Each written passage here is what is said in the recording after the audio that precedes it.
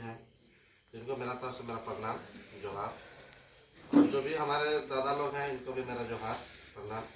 जो मेरा हम उम्र है और जो मेरे से नीचे है सबको मेरा होली जोहार, क्रांतिकारी जोहार। आज इस होली मिलन समारोह तो उपस्थिति इसलिए हम लोग किए क्योंकि लगभग 3 महीने से अभी हम बाहर के काम में ज़्यादा बिजी थे। लगभग 4 दिसंबर को हमको याद है यहाँ से हम केरल निकले थे।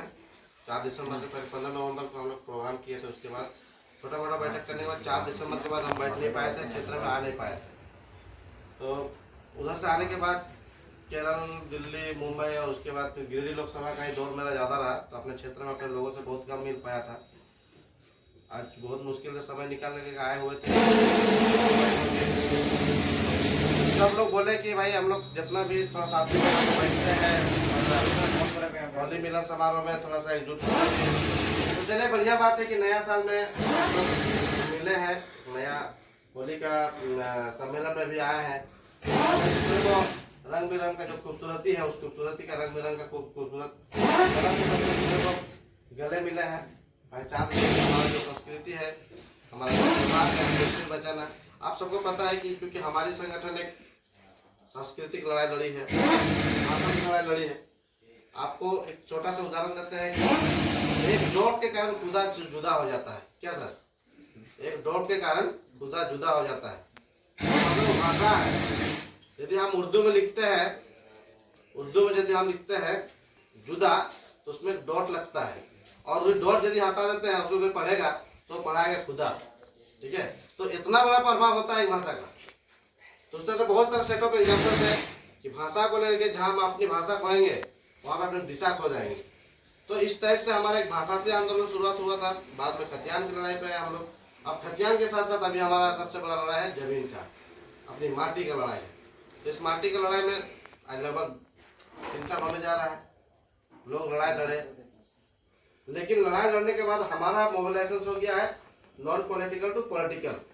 क्योंकि सबको पता है कि हमारा नियोजन, हमारा नीति कुछ भी यदि बनेगा तो हमारा या तो विधानसभा से बनेगा, विधानसभा के बाद फिर हमारा लोकसभा है। तो ये दो ही बोला जाए कि मतलब महापंचायत बोला जाता है। ये दोनों महापंचायत का यदि सही निर्णय होता है तो ये हमारा कोई नियोजन नीति बन सकता है। ऐसा भी नीति होगा, कोई भी नियम होगा वो वहीं से पारित हो सकता है। तो बहुत ज्यादा तो कुछ नहीं कहेंगे, आप बस इतना कहेंगे कि अभी अब हम लोग एक पॉलिटिकल मूवमेंट की ओर आए हैं। मतलब छात्र आंदोलन से अब हम लोग एक्सट्रीम पॉलिटिक्स में आ रहे हैं कि मुख्य रूप से हम लोग पॉलिटिक्स करना है। पॉलिटिक्स में टाइगर जयराम दा जो गिरिडीह लोकसभा से खड़ा हुए हैं, हम वहाँ पर उनका प्लानिंग उस पर काम कर रहे हैं। सेम चीज हमारा रांची लोकसभा से भी अभी नाम तो घोषित नहीं हुआ है, लेकिन हमारे छात्र आंदोलन देवेंद्र बाबू जी हैं जो उनको अभी मतलब प्रपोजेशन किया गया है। जो भी हो, जो भी पार्टी के लिए जो भी निर्णय आएगा, जिसको भी दिया जाएगा, हमें उनका सम्मान करना होगा और उसके लिए हमको यहाँ पे अपना बूथ जीतो वोट जीतो में काम करना होगा। तो हम छोटा सा चीज इसी पे बात करेंगे कि भाई हमें बूथ किस लिए जीतना चाहिए, क्योंकि हमारे मैक्सिमम लोग नॉन पॉलिटिकल वे से आए हैं तो बूथ के बारे में नॉलेज नहीं होगा कि बूथ में होता क्या है। और क्योंकि अगर यदि ऐसा होता संभव, अगर यदि ऐसा नियम होता कि भाई जिसकी जितना भीड़ उसकी उतना सरकार, मतलब उसको उतना भागीदारी मिल जाता तो शायद हम लोग को उतना मिल जाता। लेकिन भीड़ से तो हमारा काम होगा नहीं। हमको जितना ज्यादा वोट होगा उतना ज्यादा हमारा अधिकार मिलेगा। यदि हम वोट पे यदि वोट नहीं करा पाएंगे तो हमारे लोग हम सदन पे नहीं भेज पाएंगे। आज वही सेम चीज हम लोग वहाँ जयराम दा के लिए कर रहे हैं। सेम चीज आपको यहाँ पे करना होगा रांची लोकसभा में। आप जितना यूथ यहाँ पे बैठे हुए, जो भी हमारा पार्टी का कैंडिडेट होगा, क्योंकि देखिए आज ही 2 साल का इतना बड़ा आंदोलन होने के बावजूद भी जो केंद्रीय पार्टियां हैं, चाहे आप कांग्रेस की पार्टी को ले लो, चाहे आप बीजेपी की पार्टी को ले लो, कोई फर्क नहीं पड़ा।